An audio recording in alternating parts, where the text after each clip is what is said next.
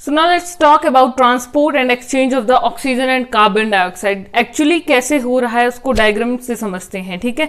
As I've already told you on theoretical basis कि कैसे transport हो रहा है. सपोज कीजिए ये आपका हार्ट है, ये जो सेंटर में दिस इज द हार्ट, ये लंग्स हैं, ठीक है, और ये बॉडी कैविटीज हैं. ओके, जस्ट ऐसे ही ड्रॉ किया है ये. ओके, ऐसा नहीं है कि लंग्स ऐसे होते हैं, बट ये एक आपको स्कीमेटिक रिप्रेजेंटेशन है एक समझने के लिए, ठीक है. सो यहाँ पे आप क्या देख सकते हैं, यहाँ पे यू विल फाइंड आउट कि ये जो जितने भी पोर्शंस दिख रहे हैं, ये रेड वाला this is the oxygenated part और ये ब्लू वाला डीऑक्सीजनेटेड पार्ट है, as I have already told. Okay, ठीक है. यहाँ पे जितना भी ब्लड होगा वो सारा डीऑक्सीजनेटेड होगा, मीन जिसमें कार्बन डाइऑक्साइड ज्यादा है और ऑक्सीजन कम है. यहाँ वाला जो ये रेड कलर, इसमें ऑक्सीजन ज्यादा है, कार्बन डाइऑक्साइड कम है. तो पूरा सिनेरियो वही है. ये आपके लंग्स हैं, ये बॉडी कैविटीज हैं या बॉडी कैपिलरीज. होता क्या है देखिए, सबसे पहले यहां से शुरू होता है पूरा सर्कुलेशन, या आप बोल सकते हो लंग्स से शुरू होता है. लंग्स में ऑक्सीजन यहां पे थी.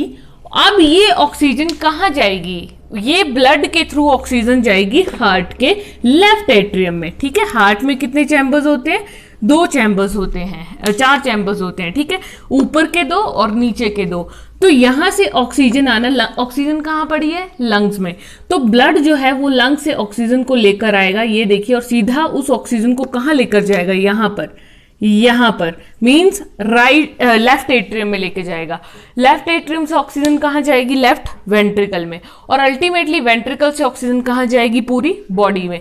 ये जो वेंट्रिकल्स हैं इनमें आप देख रहे होंगे कि इनकी वॉल्स थिक हैं. इनकी वॉल्स थिक इसीलिए होती हैं क्योंकि इन्होंने पूरी बॉडी को ब्लड सप्लाई करना है, इसलिए इनकी वॉल्स को स्ट्रॉन्ग बनाया जाता है. एट्रिया की वॉल्स थोड़ी पतली होती हैं. ओके, इनकी वॉल्स बहुत स्ट्रॉन्ग है, वेंट्रिकल्स की थिक मस्कुलेचर है यहाँ पे, ठीक है. अब वेंट्रिकल से ब्लड कहां जाएगा, देखिए पूरी बॉडी में. ये दिख रहा है आपको, वेंट्रिकल से पूरा ब्लड ऐसे घूम कर गया, और वेंट्रिकल से पूरा ब्लड कहां जाएगा, आयोटा के थ्रू, ठीक है. ब्लड कैसा, ये ऑक्सीजनेटेड है ना लेफ्ट वेंट्रिकल का, तो लेफ्ट वेंट्रिकल से oxygenated blood iota which is the largest artery के थ्रू गया, बॉडी में जाने की तैयारी कर रहा है, ठीक है. ये बॉडी में जाना शुरू हुआ और अल्टीमेटली ये आर्टरी के थ्रू जाता है. याद रखना है, जो ऑक्सीजनेटेड ब्लड है वो आर्टरी में होता है, नॉर्मल आर्टरी में. अगर पल्मोनरी में देखेंगे तो पल्मोनरी वेन में ऑक्सीजनेटेड है, लेकिन नॉर्मल बॉडी की जितनी भी आर्टरीज है उनमें ऑक्सीजनेटेड होता है, एक्सेप्ट पल्मोनरी, ठीक है. सो आर्टरी से ऑक्सीजनेटेड ब्लड गया, कहां चला गया, देखिए बॉडी कैविटीज में. अब बॉडी कैविटीज में ब्लड यहां पर पहुंच गया ऑक्सीजनेटेड, ठीक है. अब क्या होगा कि जो ये ब्लड है ये बॉडी टिश्यूज से, अब आपको पता है बॉडी टिश्यूज में क्या पड़ी है, कार्बन डाइऑक्साइड. तो यहां से ब्लड कार्बन डाइऑक्साइड को उठा के लेके आएगा, मींस ब्लड कैसा हो गया, डीऑक्सीजनेटेड.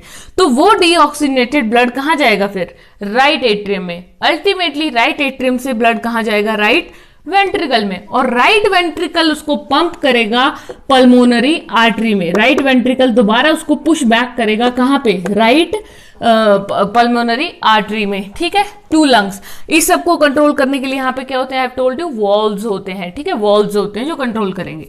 सो पल्मोनरी आर्टरी से लंग्स की तरफ, ये देखो पल्मोनरी आर्टरी क्या करती है, लंग्स को डीऑक्सीजनेटेड ब्लड सप्लाई करेगी, कार्बन डाइऑक्साइड सप्लाई कर दी, क्योंकि कि लंग्स जो है वो क्या करते हैं, एक्सहेल करते हैं, कार्बन डाइऑक्साइड को बाहर छोड़ते हैं, है ना. तो अल्टीमेटली लंग्स क्या कर लेंगे, उस कार्बन डाइऑक्साइड को बाहर निकाल देंगे, ठीक है. तो हमने क्या नोट किया कि लंग से ऑक्सीजन लेते हैं हम और पूरी बॉडी को सप्लाई करते हैं, और पूरी बॉडी से हम कार्बन डाइऑक्साइड लेते हैं और लंग्स को सप्लाई करते हैं. समझ आई बात, ठीक है. So this was all about. लेकिन अब जैसे आई हैव टोल्ड यू कि 4 चैम्बर्ड हार्ट तो हमारे अंदर है, लेकिन कुछ ऐसे इंडिविजुअल्स हैं जिनमें कम चैम्बर्स वाला हार्ट भी होता है. कुछ में 2 है, ठीक है, कुछ में 3 है और कुछ में 4 चैम्बर्ड हार्ट होता है. देखिए जितने कम चैम्बर होंगे उतनी ही उनकी बॉडी की जो एनर्जी डिमांड है वो कम होती है, और जितने ज्यादा चैम्बर बॉडी को उतना ही ज्यादा काम करना पड़ता है, इसलिए एनर्जी डिमांड ज्यादा होती है. तो 2 चैम्बर हो सकते हैं हार्ट के फिशेज में, मींस एक एट्रियम होगा और एक वेंट्रिकल होगा, ठीक है. 3 चैम्बर्स हो सकते हैं एम्फीबियंस और रेप्टाइल्स में, ठीक है. और 4 चैम्बर हो सकते हैं बर्ड्स और मैमल्स में, ठीक है। कहने का मतलब कि हो सकता है 2 वेंट्रिकल हैं और 1 एट्रियम होगा, ठीक है, इस तरह से, है ना, या फिर 2 एट्रियम है 1 वेंट्रिकल होगा, इस तरह से हो सकता है अरेंजमेंट, ठीक है। सो एम्फीबियंस एंड रेप्टाइल्स क्या आ जाएंगे, एम्फीबियंस में जैसे कि फ्रॉग, रेप्टाइल्स मतलब स्नेक्स वगैरह में, और 4 चैम्बर्ड हार्ट बर्ड्स में, और मैमल्स मतलब ह्यूमन बींग्स, डॉल्फिन एक्सेट्रा, ठीक है, ये सब मैमल्स, एनिमल्स, डॉग मैमल है, ठीक है।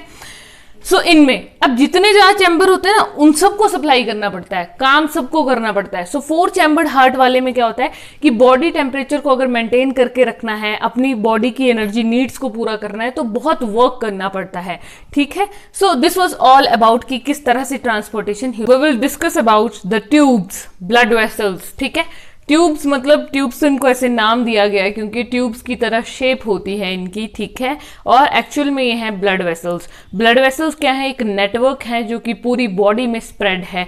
इनका काम क्या होता है, नाम से ही पता चल रहा है, ये ब्लड को ट्रांसपोर्ट करती हैं, ठीक है, ब्लड का रास्ता है ये एक, ये जो वेसल्स हैं, ठीक है, पूरी बॉडी में फैली हुई हैं। और आपने याद रखना है 3 तरह की वेसल्स होती हैं, arteries, capillaries and veins, okay. Arteries, capillaries, veins, ये एक प्रॉपर सीक्वेंस है क्योंकि आर्टरीज से ही कैपिलरीज बनती हैं और कैपिलरीज से ही वेन्स बनती हैं, ओके। अब देखिए होता क्या है, जो आर्टरीज हैं उनका नेचर कैसा है, आर्टरीज कैसी होती हैं। सो आर्टरीज आर थिक, मोटी होती हैं, ठीक है। आर्टरीज और वेन्स को कंपैरेटिवली पढ़ते हैं। आर्टरीज जो है वो थिक होती हैं और वेन्स थिन होती हैं, ठीक है। आर्टरीज की वॉल्स इलास्टिक हैं और वेन्स की वॉल्स नॉन इलास्टिक हैं, ओके। इलास्टिक मीन्स वो खुद को क्या कर सकती हैं, स्ट्रेच कर सकती हैं, लेकिन वेन्स खुद को स्ट्रेच नहीं कर सकती। और वेन्स में एक स्पेशल बात जो आपने याद रखनी है, वेन्स में प्रेजेंट होते हैं वॉल्व, जो भी हमने पढ़े ना कि हार्ट में होते हैं, हार्ट में इनमें वॉल्व लगे होते हैं। अभी बताती हूँ वॉल्व क्यों होते हैं, ठीक है।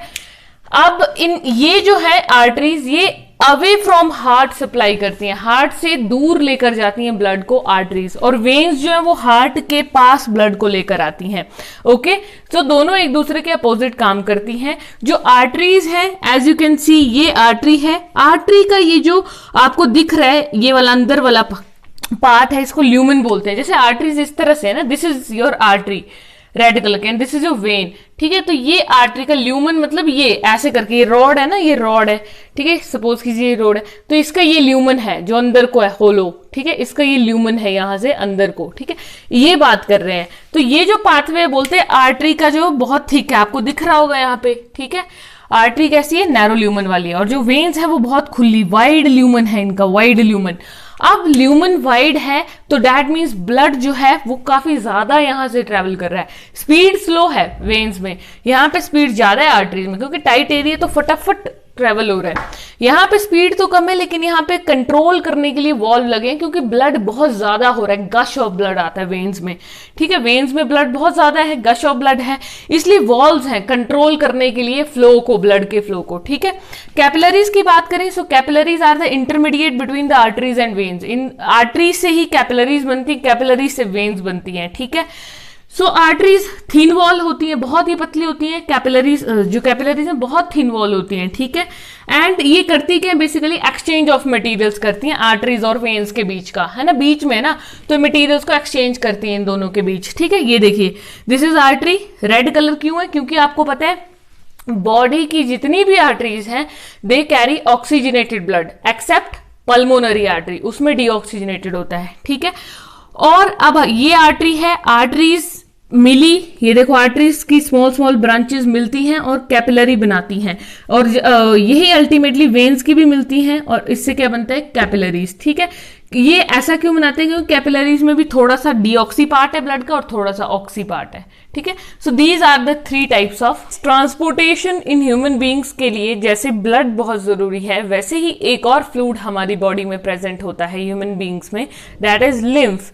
अब फर्क क्या है ब्लड और लिम्फ में, ये 2 तरह के अलग अलग फ्लूइड्स हैं, ठीक है। Lymph is also known as tissue fluid, जो टिश्यू से निकलने वाला फ्लूइड है। अब देखिए जैसे जो ब्लड होता है ना उसका कलर रेड है क्योंकि उसमें हीमोग्लोबिन जो कि एक रेड कलर का पिगमेंट है वो प्रेजेंट होता है। लेकिन जो लिम्फ है दैट इज कलरलेस, इसका कोई कलर नहीं होता है, बिल्कुल ट्रांसपेरेंट है ये, ठीक है। इसमें प्रोटीन्स कम होती हैं as compare to blood. Blood में प्रोटीन्स होती हैं, ठीक है, जैसे एल्ब्यूमिन है प्रोटीन, है ना, और भी फिब्रिन प्रोटीन होती है, बहुत सारी होती हैं, ठीक है। लेकिन इसमें क्या होता है, बहुत कम प्रोटीन्स होती हैं एज कंपेयर टू ब्लड। इसका ड्रेनेज मीन्स इसका पाथवे क्या है लिम्फ का, तो इंट्रासेलुलर स्पेसेस जो होते हैं, इंट्रासेलुलर स्पेसेस क्या होते हैं, या इंटरस्टिशियस स्पेसेस आप बोल सकते हो, जो सेल के बाहर का स्पेस है, वहां से सेल के बाहर बाहर होता है, ये सेल के अंदर नहीं होगा। सपोज कीजिए ये अगर सेल है, ठीक है, तो ये जो स्पेसेस है ना, ये आपको स्पेसेस नजर आ रहे हैं, इन सेल्स के बीच का ये खाली स्पेस है, this is the intracellular space, यहां पे लिम्फ होता है। सेल्स के अंदर तो ब्लड है, लेकिन सेल्स के यहाँ क्या होता है, इंटरसेलुलर स्पेसेस में लिम्फ। ये लिम्फ जो है वो कहाँ जाएगा, लिम्फ कैपिलरीज में जाएगा, जैसे ब्लड की कैपिलरीज होती हैं वैसे ही। अब लिम्फ कैपिलरीज अल्टीमेटली क्या बनाती हैं, लिम्फ वेसल्स। और हमने पढ़ा था कि कैपिलरीज से हमेशा क्या बनता है, लार्ज वेन्स बनती हैं, तो लिम्फ वेसल्स बनेंगी और फिर अल्टीमेटली लार्जर वेन्स बन जाती हैं, ठीक है। नेक्स्ट, ये कैरी क्या करता है, लिम्फ की जरूरत क्यों है, because it carry the digested and absorb fats, जो आफ्टर डाइजेशन फैट्स बनती हैं उनको ये कैरी करता है इंटेस्टाइन से पर्टिकुलरली, ओके। सो लिम्फ का काम भी यही है, ट्रांसपोर्ट का ही काम होता है इसका, फूड एंड न्यूट्रिएंट्स को ये ट्रांसपोर्ट करता है, ओके।